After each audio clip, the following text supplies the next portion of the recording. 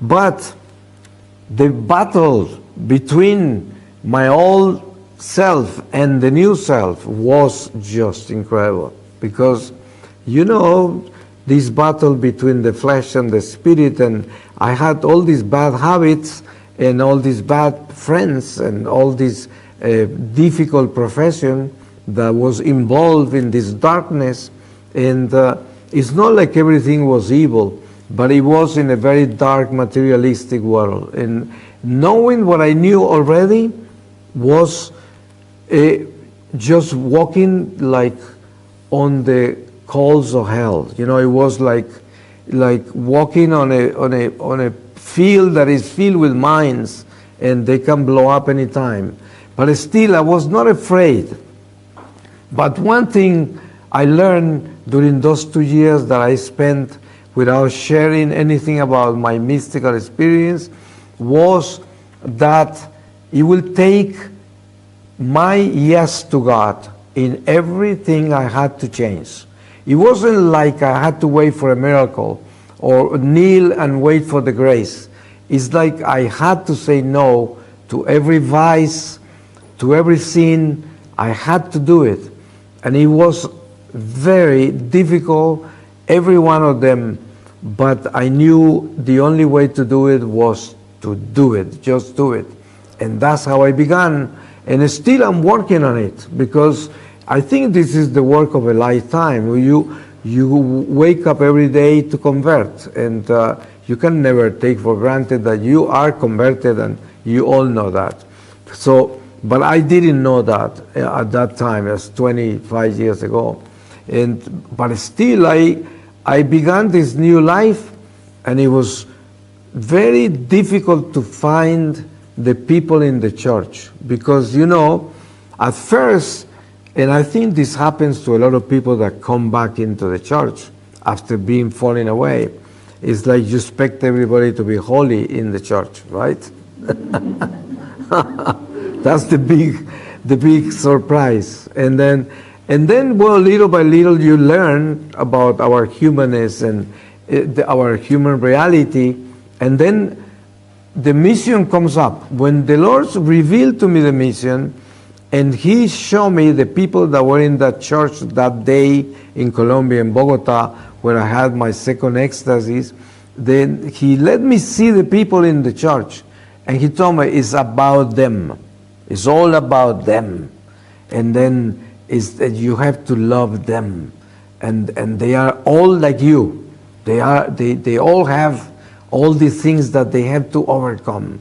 They have to find the way, and you have to show them, and you have to become like me, and you have to do this, and it's about them. He said it many times, so many times, and all this church was packed with people, many people, because it was Palm Sunday, noon mass in Colombia, a very Catholic country, so the church was packed. I was in the atrium, I didn't even make it in, but I had the ecstasies in the atrium, looking in. There was a big crucifix hanging from the top of the altar that I could see deep down, and looking at the crucifix during the offertory of the Mass is when I had this second ecstasies with Jesus.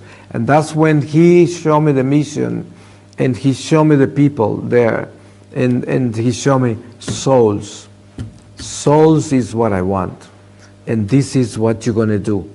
And it wasn't easy to walk away from that church and land back on my feet and face my reality and understand that only a miracle could make it happen, because I was totally broken as a human being, destroyed by the kidnapping. I was in exile in the church, in prayer, the liturgy, the sacraments. That was my hideout. And I never looked for professional help, as all my colleagues in Hollywood were telling me, recommending all kinds of strings. But I said, my string is Jesus, I'm going. And it took probably longer, but that was the way I did it. But I was totally broken as a person. I had all kinds of fears. I didn't have any vitality. I was exhausted. I was afraid of people. I was afraid of me, especially afraid of myself. And then Jesus is showing me this mission. He's going to take me all around the world. And I say, how could this happen? But the Lord had already performed a big miracle when He rescued me from the jungle. So I knew He could do it. I knew He's God, and if He's saying that, it's going to happen. And I went back looking for my first confessor, the Franciscan, because I was in Colombia. And this man was the one that began to lead me into walking away from my artistic career and not to be afraid and to trust Jesus that He was going to take care of me. And you probably imagine how difficult that was. I was a man that was raised in a culture of hard-working people. And since I was very little, they taught me to work and to always be very active and responsible for my life. And now here I am in a missionary life, a grown-up man. I was 49 years old, all broken, and then the Lord said I was going to live in His divine providence, and I didn't know how that could possibly work, and I had no idea what a missionary was. I didn't know anything about it. But in the most incredible, simple way, all this mission began. Very small.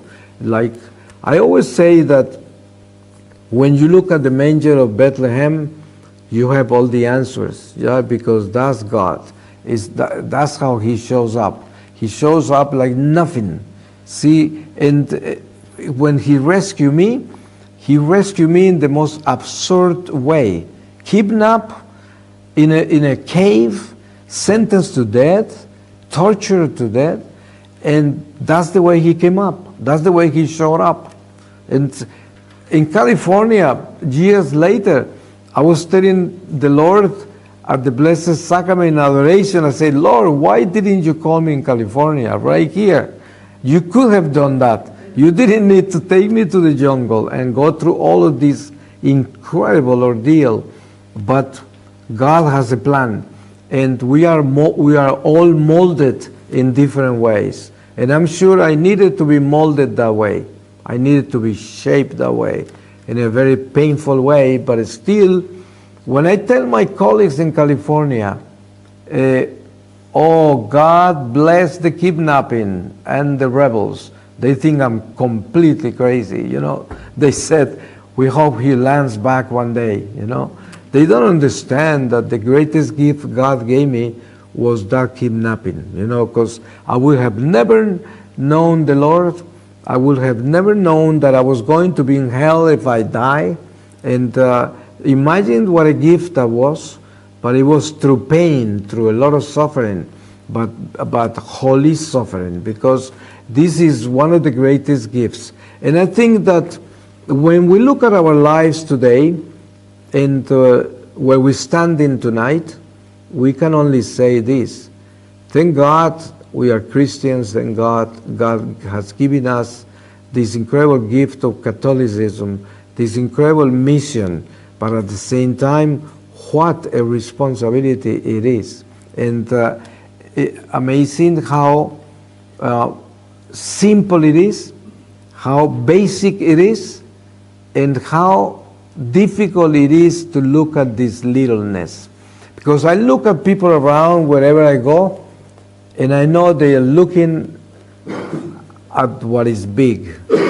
Even in the church, even in the preaching and the teaching, even in everything people do, they always go for what is large, what is big, what is extraordinary, what is spectacular, what is seducing. And all of this is what is happening. When, in fact, the key to do God's will and to perform the mission we were born to perform is to come down to nothing, to the littleness, and there's where it is. That's why I say, focus on the manger of Bethlehem. See,